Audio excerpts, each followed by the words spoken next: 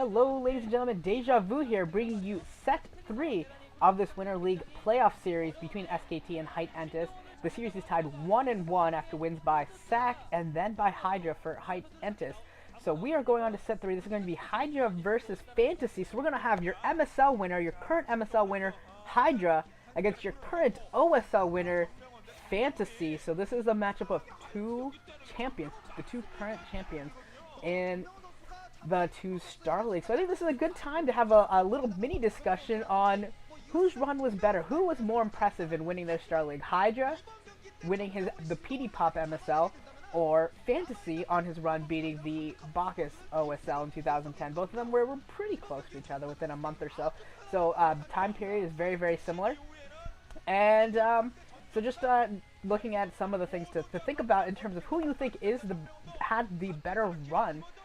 I don't think we need to discuss over which player has the better pedigree, over which player is probably the better overall player over time. That is obviously Fantasy. He's been there, he's done that. He's got a couple wins in the in Pro League finals. He's knocked on the door, got a couple of silver medals. He's obviously had the better pedigree overall. I'm not saying that he's going to be the better player over time in the future, but so far his body of work is clearly better than Hydra. But let's ignore that and look at whose run was better.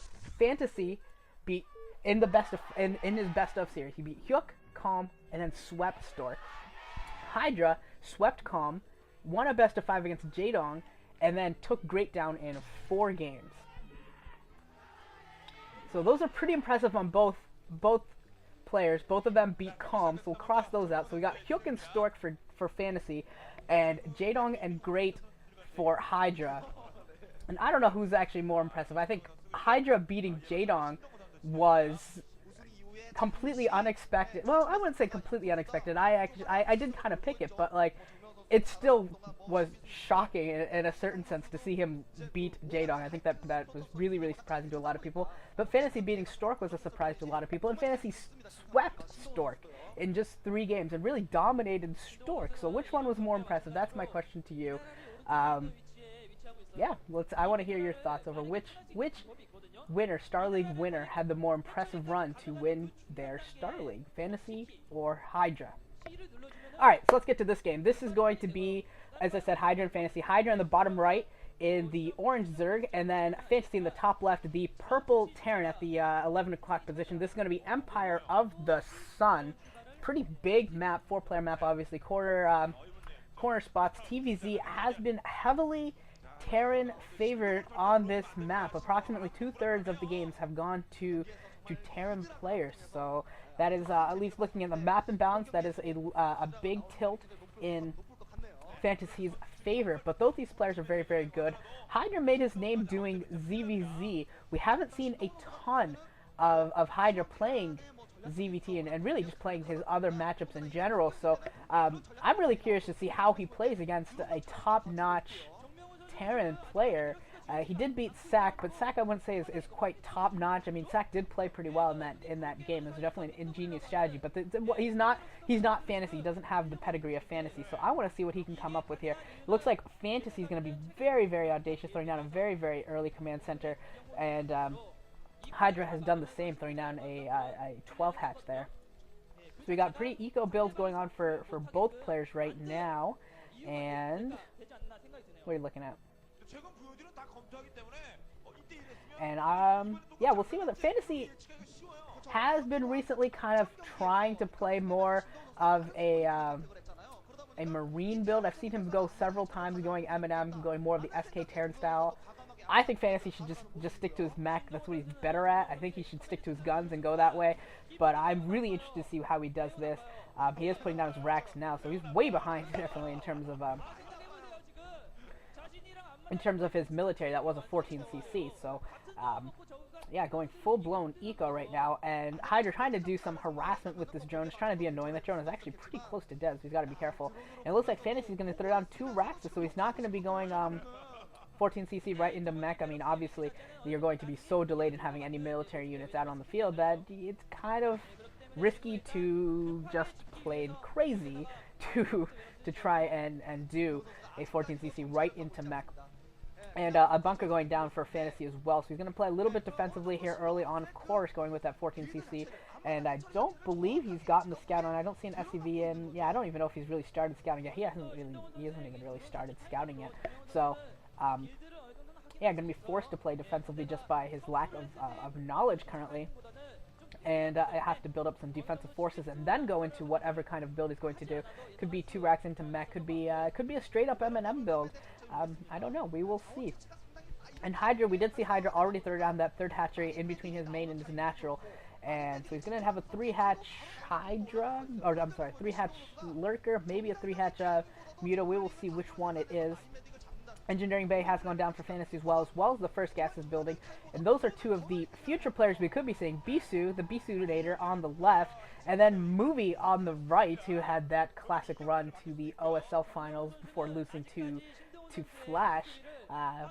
I guess it's possible, though. Of course it's possible those 2 play each other, but I'm kind of surprised that they kind of targeted those 2. I guess Movie has been playing pretty well recently, so that would be why they're looking at Movie there. But I think the bigger threat, other than after Hydra, I think is actually Snow. I think Snow could actually come away and surprise some people and get a couple wins. Would not be at all surprised to see him get a couple wins. Snow is a very high quality player, so I think that's the next player to look out for, more so than Movie. Not to take anything away from Movie, but I think Snow is just in better form recently than Movie. We do finally have some Lings on the move here. The scout did come in for Fantasy, but it died pretty quickly. I don't think he saw a Spire, so I don't think he really got that either Spire or Dense. We didn't get the critical knowledge, the critical scout off quite yet. It looks like he's setting another SCV in, and these Lings are moving across the map, are right outside Fantasy's base, and they might try and do a little bit of a run by here. Looks like they're actually going to go behind the natural mineral line, and from there they could try and sneak into the main, could try and, yeah, I mean, Fantasy's kind of has us pretty well contained, I think. I think he kind of these Lings aren't really going to be able to go anywhere. He's got the Marines out of his bunker. He's got some SCVs to block. So those Marines with a couple SCVs in front will be enough to go in either direction, really defend. There just aren't enough Lings to go for the full-blown pincer with the SCVs blocking it and the influx of Marines coming in. We do see 2 more Raxes coming up for Fantasy as well, so it's going to be a lot of Marines coming out here. This is going to be an M&M build. I believe we saw the Academy already finished. Yeah, the Academy is finished and researching. So there's that. The Engineering Bay, I'm sure, is upgrading as well. So we'll see when he decides to throw down turrets. He's going to have scan out. He probably should. I think he already does have scan out. And he should know that Mutalisks are coming his way, I would hope. So I believe Mutalisks are morphing right now. Hydra's done going down as well. So he's going to have the Mutalisk, and he's going to be able to convert right into Lurkers. So the timing is going to be there for Hydra. And he's taking his 3rd base at the bottom left. And, yeah, definitely good timing by Hydra to take that bottom left. The force for Fantasy is not quite ready to move out, it doesn't look like. Not quite enough there. And the Mutalisks are going to be able to put Fantasy on the defensive, at least for a little while. So that's going to give time for that 3rd base at the bottom left to come up, let him get some drones there, let him prepare some defenses for the inevitable counterattack that will come from Fantasy. Is just the push and pull of TVZ. It just naturally goes that way. As he'll be defensive right now, and then as soon as the Mutalisks start to lose their effectiveness, the Marines will go on the offensive. Particularly once their upgrade finishes, they will be very, very difficult to deal with just pure Mutalisks. You will need Lurkers, and that's the point when you see the counter push come in. You do have a couple Hydralisks out. They will be preparing to morph into Lurkers ASAP. Probably going to the bottom left. They may go offensive, but I think they're going. Yeah, they are going to the bottom left, and will be used to defend that base from a little Lurker push. And it looks like Fantasy has just scanned all over the place, top right, bottom left, and has found that base at the bottom left and does know that it's there.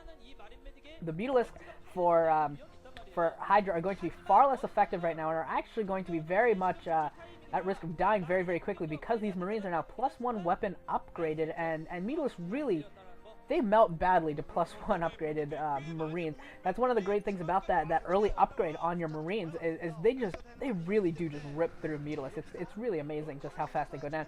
Lurkers are morphing at the bottom left. The Mutalisks and the Lings are just trying to buy time for those Lurkers to finish, and he will have time in order to finish. It's just kind of curious here where he's got to be careful with these Mutalisks. Does not want to lose this force without the Lurker back. If the Lurkers are so close to finishing, is they going to finish? They are not done yet. They just barely finished in time, burrowing them immediately, and going to just barely be able to save himself right there from the assault. And a bunch of Lings actually went down there. I think he just moved both of his Mutalisks and Zergling groups into defensive positions there, and his Zerglings obviously just sort of ran by all the Marines, and most of them went down. We do have Hive Tech finished. Let's see a Nidus Canal very, very shortly in order to defend his third base as effectively as possible. We have some more Lurkers out in the open. Looks like they kind of got caught by some Marines. Now have to play a little bit more defensively. Does not have many sunken colonies at all. Just the one sunken colony right now. Normally you'll see more than that for most players, but not here. And Fantasy's Marine group here getting caught by a ton of Zerglings and Mutalisks, and most of them do go down, but they actually do end up taking the field here. The Mutalisks just not able to do enough damage fast enough in order to take down the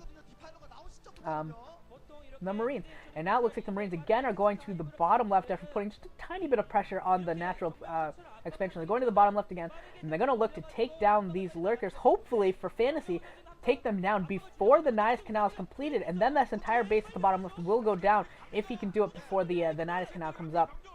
And Defiler Tech is ready, and here he comes. He's coming in for the attack. The Nidus Canal is completed. Both Lurkers do go down. Another Lurker is morphing. There's only one Nidus Canal. The Nidus Canal does go down, so this entire base is going to fall, and Hydra is going to be in huge trouble. Not big trouble, huge trouble. This entire base is going to go down without fail. There's just no way Hydra is going to be able to save. He's going to lose this whole base, probably going to lose all of those drones as well. I don't think Fantasy is going to let any of them get away, and this is going to be huge trouble for Hydra. He's going to fall well behind economically, and that is just a huge strategic loss for Fantasy and for Hydra. And Hydra going on a little bit of offensive there with the Lurkers actually catching a bunch of Marines, and here the Lurkers coming again with Lurgling and counterparts and trying to do more damage. Looks like they caught one tank, but he really needs Defiler Tech. I don't see the Defilers. I haven't even actually seen the Defiler mound. I assume it's down somewhere. I can't imagine him not having a Defiler mound yet. That'd be pretty nuts. And we do actually maybe he doesn't have a Defiler mound because he's got Guardians morphing. Looks like he's got a bunch of Guardians coming into play, and he's still trying to maintain the pressure on the natural expansion, but he's got to be careful here because Fantasy has that huge blob of M&M at the bottom left that is now moving out. And where is it going to go? Is it going to go to defend, or is it going to go on the attack? And it looks like it's coming back to defend, so we could actually catch this army of Hydra in a pincer attack. Looks like most of the army for Fantasy has gone down, but unfortunately most of the Lurkers have gone down as well, if not all of the Lurkers. So it's just Guardians against these Marines, and they are actually going to be effective with the Zergling counterparts if the Zerglings can stay alive. But the Zerglings do go down. A couple more Lurkers coming in, trying to save these Guardians. He wants to save them as long as possible. And a huge spine attack coming off, but both Guardians do fall. So that's going to be huge for Fantasy in terms of his defense. Both Guardians do go down, all the Lurkers go down, and he has cleaned up this attack. So Hydra is in huge trouble right now. Hydra absolutely is magnificently far behind in this fight right now. He does have the Defiler mound, but no Defilers are out yet. Did catch that first vessel, so that is definitely a boon to him. But Hydra is in huge trouble. He is throwing down that base at the top right. Fighter bats are starting to be mixed in as well. I believe Fantasy knows about that top right base, perhaps? No, maybe not. Hard to tell for sure. Not really moving towards it at all. It looks like a group of Zerglings have gone towards the left to try and stop the new base from Fantasy, and they are going to kill off that SCV very quickly. So both players continuing to work off of two base. Hydra trying to get that third base operational, but until it does, he is going to be quite far behind in the economics, and it looks like he's just lost a huge group of Zerglings again, and he's going to lose some more Zerglings here. A lot of Zerglings being thrown away by Hydra, not being able to do a whole lot of damage, so that's going to be problematic for him for sure. He really needs every little bit of units, every advantage that he can try and eke out is going to be important right now for him to try and come back in this game. He is just really, he's just in a really tough spot here. It's hard to imagine him coming back. And here comes the attack on the top right. So with the Defilers, he could try to hold out. He may be able to hold, but does he have enough? I mean, he hasn't killed that. That vessel is going to get the Irradiate on that Defiler, I am sure. Perhaps, yeah, there's the Irradiate. So how much time does this really buy him? Is it going to be enough for him to work his way back into this? That's the question. Will it be enough for Hydra? I don't know. He just really doesn't have a whole lot of forces on the ground, and he's trying to get this third base operational so he has the gas in order to produce more lurkers and defilers and all the things he needs. He also needs Scourge, so all of these things cost a lot of gas. Lurkers, defilers, Scourge, all these things cost a ton of gas, and Zerglings here going in, they're just not effective enough on their own. They just don't do enough damage. They're just not efficient enough against an M&M group. Here comes Fantasy for an attack on the natural, and this could be the end of it. Looks like one lurker goes down, two lurkers goes down, third lurker goes down, and okay, looks like he is going to be able to hold off for now. Looks like the lurkers were able to take enough damage, and that Spore Colony actually took a ton of damage as well. And the Nidus Canal goes down again at the top right, so Hydra's going to lose this base too. Again, so Hydra just not able to get a third base operational, and you just don't often see Zergs on 2 base have any sort of success this late into a game. We're about 15 minutes into the game or so, and it's really looking bleak for Hydra. We have a dropship out here as well, so could pick up a force and start dropping it onto Hydra, and Hydra just GG's, running out of steam. He knows it's over. Fantasy winning set 3 and taking SKT to a 2-1 lead.